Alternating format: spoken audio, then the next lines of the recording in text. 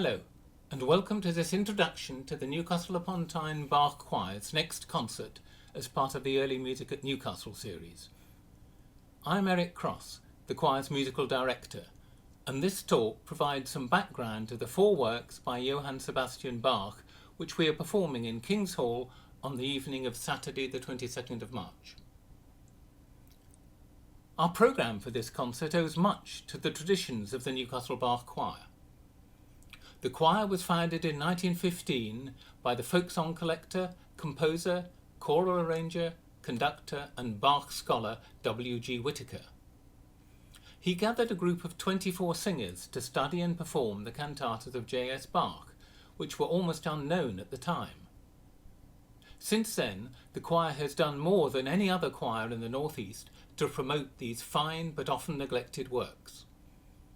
Our programme this year focuses on two cantatas, numbers 42 and 50, the Easter Oratorio and the much better known Magnificat in D major. One of Bach's earliest duties, just months after his appointment as cantor at the Thomasschule in Leipzig in May 1723, was to provide a grand setting of the Magnificat for Christmas Day later that year. This work was in the key of E-flat, and was scored for 5-part chorus and soloists, with an orchestra of recorders, oboes, trumpets, timpani, strings and continuo. In addition to the main Latin text, Bach also set 4 texts appropriate to the Christmas season, 3 choruses, 2 of them in German, and a duet for soprano and bass. Sometime between 1732 and 1735, Bach revised the Magnificat, presumably for a different season since he omitted the Christmas interpolations. He also made various other alterations, including transposing the music down a semitone into D major and substituting 2 flutes for the original recorders. This version has become one of his most popular works, a dramatic mix of jubilant choruses with celebratory trumpets and drums, and gentler numbers exploiting the flutes and oboes alongside the vocal soloists to reflect the changing moods of the famous Magnificat text.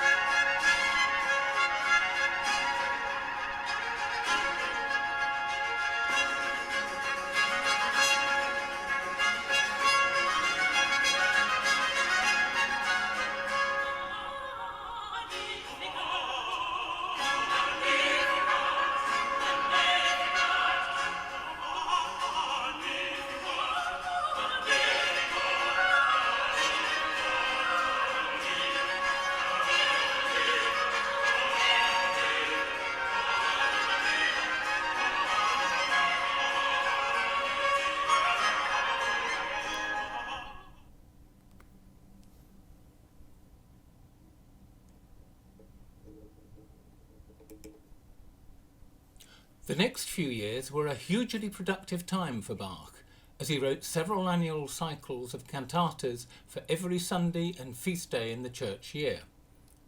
The Easter Oratorio was first performed on Easter Sunday, the 1st of April 1725, exactly 300 years ago, following the revival of his St. John Passion 2 days earlier on Good Friday. Like many of Bach's sacred works, it was actually based on a secular cantata he had written a few weeks earlier to celebrate the birthday of Duke Christian of Saxe-Weissenfels. The Bach Choir performed the splendid Ascension Oratorio by Bach 2 years ago to a packed King's Hall, but unlike the St. John and the St. Matthew Passions, neither of these 2 oratorios has ever been very frequently performed.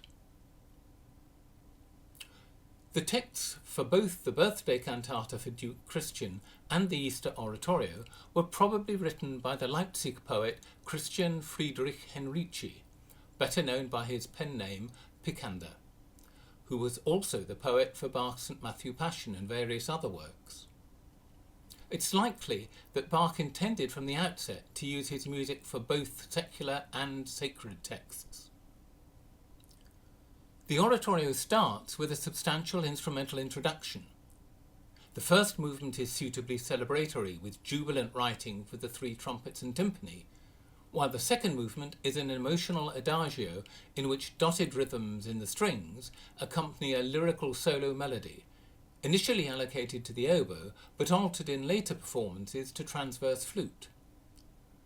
The trumpets and drums return for a third movement, but then voices unexpectedly enter.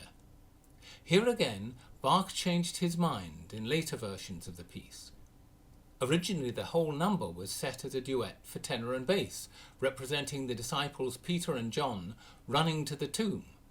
But in the 1740s, Bach adapted the first section of the movement for the chorus.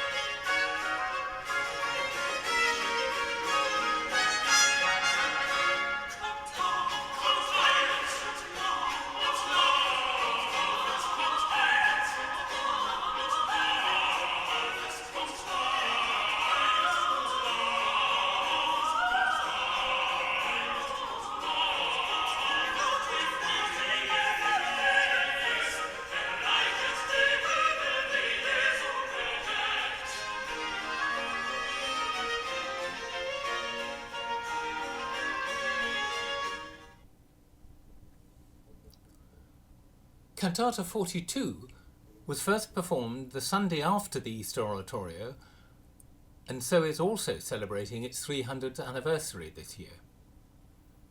It tells the story of Jesus' appearance to the disciples after his resurrection. Like the Easter oratorio, it opens with a substantial instrumental sinfonia, here using the oboes and bassoon as a concertino group contrasting with the strings. Hence Bach's title in the autograph score, Concerto da Chiesa. Also, like the oratorio, it's a work that Bach returned to at least twice in 1731 and the early 1740s.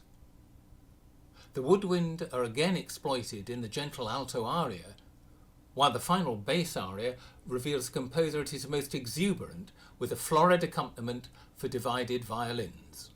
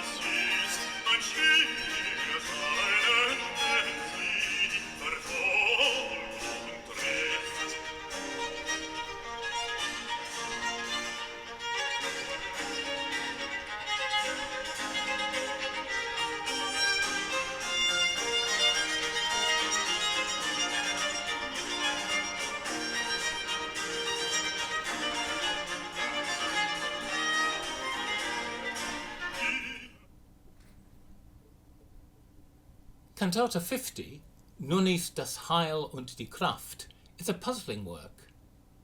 Only a single chorus survives.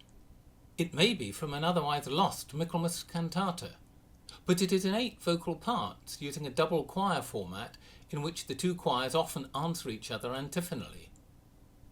While some of Bach's motets use a choir in 8 parts in this manner, this is very unusual for a cantata. No autograph score exists, and the earliest extant copies do not mention Bach's name at all. The authenticity of the work has therefore frequently been questioned, and some of the vocal writing in places also seems unusual for Bach. However, whether or not it is by Bach, this 4-minute fragment is a tour de force for both choir and orchestra and its celebratory energy and power.